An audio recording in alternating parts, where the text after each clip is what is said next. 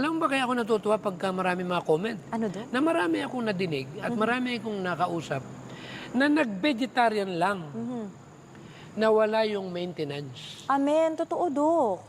Eh bakit mo itatago? Yes, di ba? Kung hindi mo kaya mag-vegetarian, i-pray natin. Kasi kanya-kanyang journey yan. Hindi mo Totoo, pwedeng may katulad yung hindi proseso vegetarian. Alam mo kung bakit? Paano kung weakness nila yan? Yes. Hindi mo naman alam. Magbabago din naman yan. Totoo. At kung hindi rin naman sila magbago, hindi ko problema yan.